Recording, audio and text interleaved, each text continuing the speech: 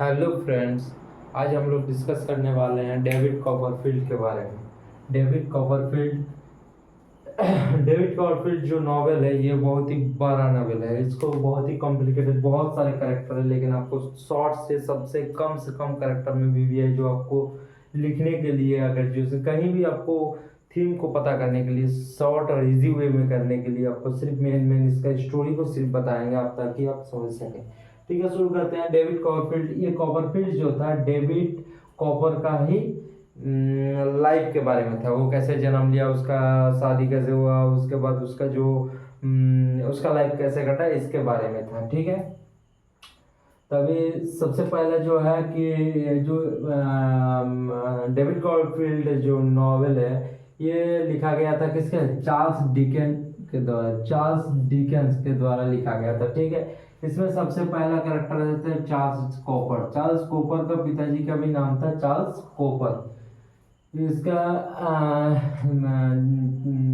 David copper के जन्म के 6 महीने पहले ही उसके पिताजी की डेथ हो चुका था। ठीक है, उसके बाद उसका जो मम्मी थी उसका नाम था क्लेरा कॉपर। ठीक है, और उसका जो हाउसकीपर थे उसका नाम था पैगोटी पैगोटी। ठीक है, और ये पैगोटी उसको पाल पोस के बड़ा किया था। ठीक है, उसका तो एक बार क्या हुआ कि पैगोटी ये जब डेविड कॉपर जो घूमने जो जब ये 6-7 साल का हुआ तब वो जो है उसका माँ क्लेरा जो है मॉडस्टोन के साथ थोड़ा बातचीत करने लगा, उसके साथ थोड़ा घुल मिल, मतलब उसके साथ दोस्ती करने लगा। ठीक है, जब ये डेविड कॉपर जो है ये पैगटी के भाई जो है ये मछुआरे थे, इसके साथ घूमने गया एक दिन, मतलब कि मछली पकड़ने के लिए, सैर करने के लिए डेविड कॉपर को बुलाया। वहाँ एक एमिली नाम का एक भतीजी थी, किसका, मिस्टर पैगोटी का जो भतीजी थी उसका नाम था एमिली। एमिली के साथ उसका मुलाकात हुआ, तब उसका एज था 8 साल। तब उसके साथ मुलाकात हुआ, फिर मुलाकात हुआ, बहुत ही अच्छा लगा। ये जो टूर था बहुत अच्छा था। फिर वापस घूम के आया, तब वो देखता है उसका उसका जो माँ है, जो क्लेरा कॉपरफील्ड, वो शादी कर लिया है मॉडस्टोन के साथ। ठीक है, इसके साथ ये शादी कर लिए। ये बहुत ही खड़ूस टाइप का था। ये कॉपरफील्ड इसको पसंद इसलिए नहीं करता था, ये बहुत ही खड़ूस टाइप का आदमी था और ये इसको डांटता था। ठीक है, इसलिए ये इसको पसंद नहीं करता था। लेकिन अब क्या होता है कि जब आ जाता है तब ये जो मॉडस्टोन है ये अपना सिस्टर जेन मॉडस्टोन को भी साथ में लेके आता है, और इसके बाद आता है तो दोनों को ही धमकाने लगता है, इसके क्लेरा कॉपर को और डेविड कॉपर दोनों को ही धमकाने लगता है। ठीक है, उसके बाद जो होता है कि इसको एक हॉस्टल में रख देता है, डेविड कॉपर को एक हॉस्टल में रख देता है, और रखने के बाद इसका भी वहाँ दोस्त बन जाता है, दो दोस्त बनता है। ठीक है, और उसके बाद जो दोस्त बनता है उसके बाद ये जो डेविड का फिट होता है, यहाँ हॉस्टल में रहते हुए अब अच्छा नहीं लगता, लेकिन फिर भी वो स्कूल में उसको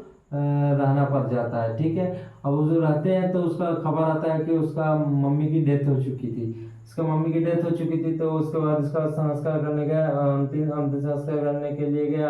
तो ये जो माइलस्टोन है ये क्या किया, डेविड कॉपर को पढ़ाई छोड़ा के इसको एक कारखाने में काम करने के लिए लंदन या दूसरे शहर में भेज दिया काम करने के लिए। ठीक है, इसको भेज दिया, वहाँ काम करने लगा। वहाँ एक फैमिली से मिला, बहुत ही गरीब था लेकिन अच्छा था फैमिली।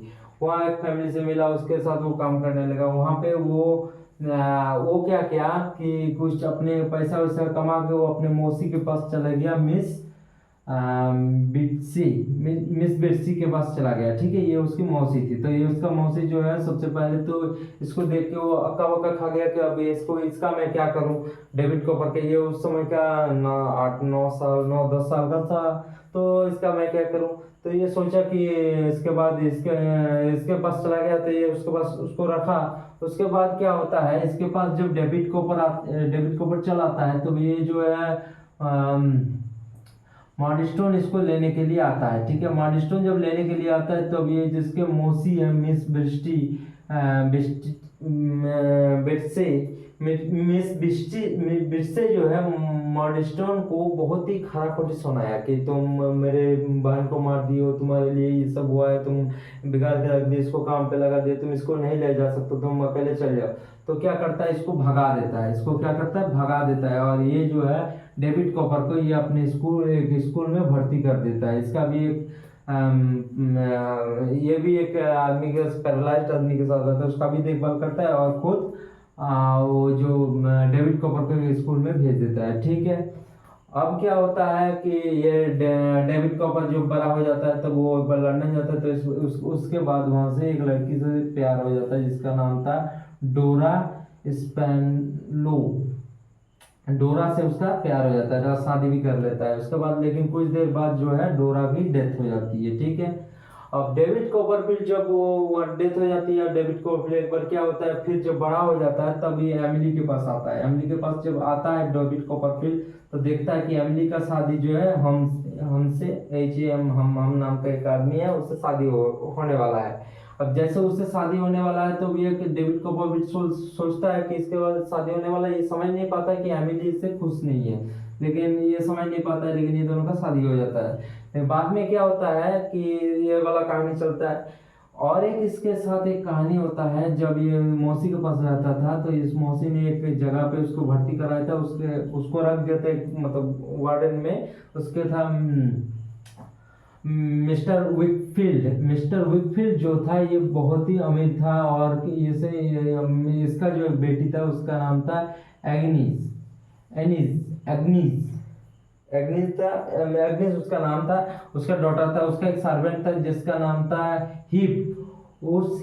ये जो था ये विलेन है, मतलब ये क्या करता था, ये पूरा इसको जो मालिक है उसको दारू रूपी आता था, पूरा पिया कर उसको बना दिया था। जो मिस्टर विकफील्ड है, मिस्टर विकफील्ड को है हिप ने उसको दारू पिला के एकदम बर्बाद कर दिया था। उसका डॉटर है एनिस। ये चाहता था कि हम एनिस से शादी करके इसका संपत्ति हड़प ले। लेकिन ये क्या होता है कि ये बात इसके बाद डेविड कॉपर आता है, तो एनिस से इसका वो लगता है कि एनिस से वो प्यार करते हैं, तो क्या डेविड कॉपर एनिस से शादी कर लेता है। उसके बाद जो ये हेल्प्स था इसको, वो जो एक हेल्प्स को जेल भेज देता है, किसी एक फैमिली के हेल्प लेके उसको जेल भेज देता है।